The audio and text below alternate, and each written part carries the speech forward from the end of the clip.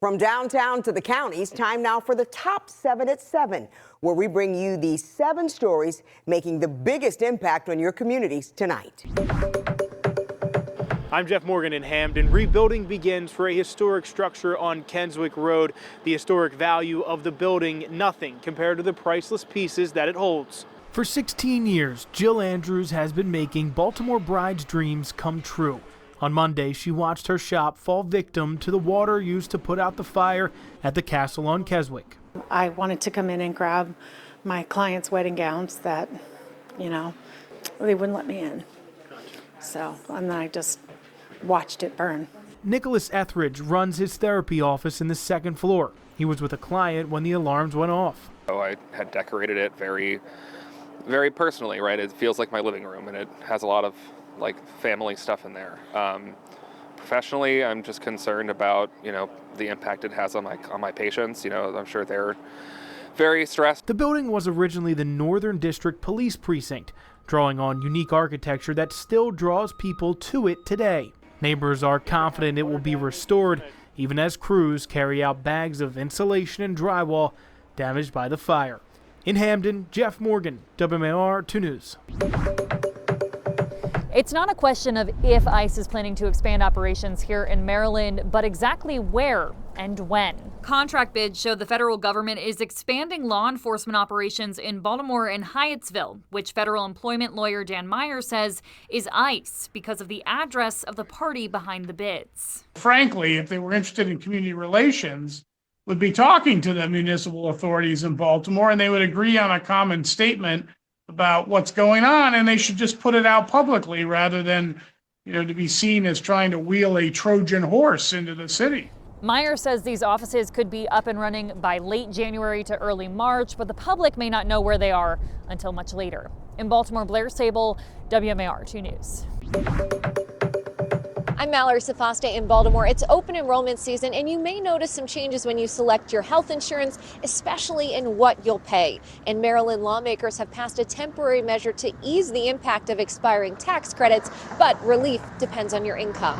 Health insurance can be complicated and costly. For workers like Bobby Laughlin, the state marketplace has been a lifeline. And the way that works is that I get a really good health insurance plan for a very reasonable price. It's reasonable because he doesn't pay full price. The law recognizes if you don't get your health insurance through your employer, which your employer typically pays 50-60% or more towards that you need a little help being able to make that monthly premium. Michelle Eberly, executive director for the Maryland Health Benefit Exchange, says that help comes through enhanced federal tax credits, discounts funded through taxes you'd otherwise owe. But those credits expire at the end of the year unless Congress acts, a key issue in the federal funding standoff. I pay under $70. I pay like $68 a month. Without the tax credits, he'd pay $400. However, Maryland's General Assembly approved a 1-year subsidy to soften the blow, bringing his premium closer to $140 instead of $400, but not everyone qualifies. So particularly for lower income folks, we will be able to provide that state subsidy and make up that gap.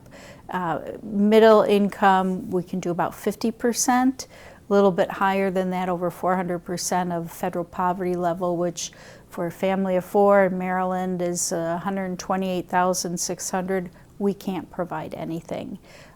So that's where you're going to start to see the significant increases. Michelle says if Congress renews the federal tax credits, Maryland will move quickly to adjust the rates even after the new year begins. In Baltimore, Mallory Safaste, WMAR-2 News.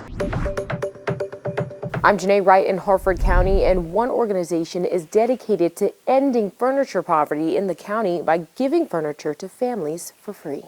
Fresh Start Furnishings is a nonprofit that collects gently used furniture and household items, everything from couches, tables, and chairs to kitchenware and blankets.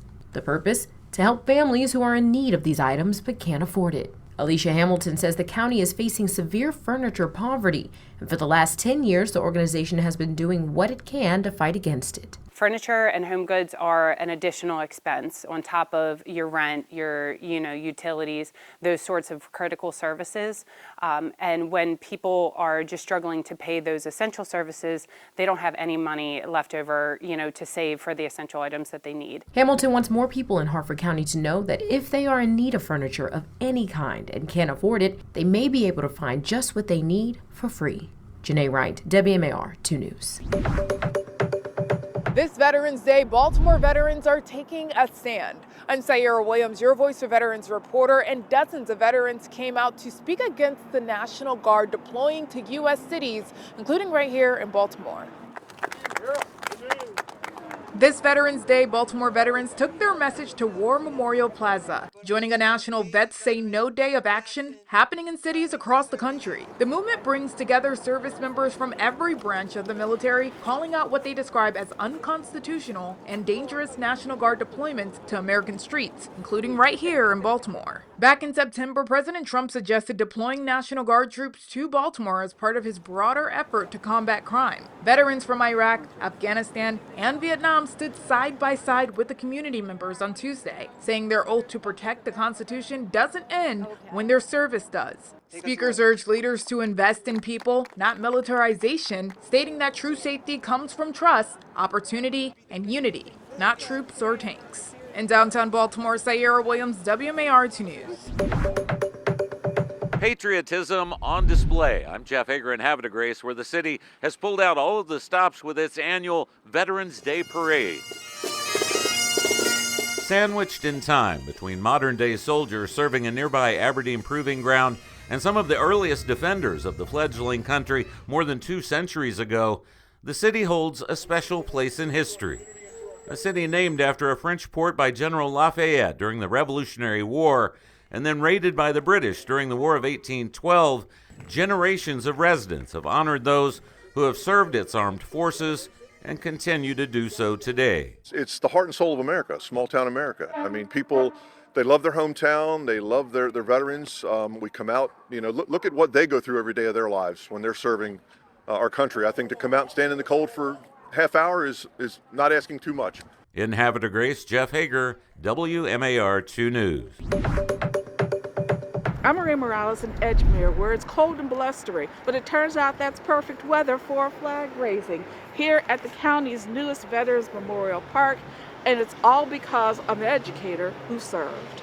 Edgemere, a tiny patriotic community in Baltimore County where historic battles were fought in the War of 1812. Now it has a Veterans Memorial Park dedicated to the patriots who lived here and served around the world. The $300,000 project is a joint effort with the state, county, and the Wells-McComas VFW Post 2678, where the Memorial Park is located, right here at the entrance to the community. In Edgemere, Maria Morales, WMAR-2 News.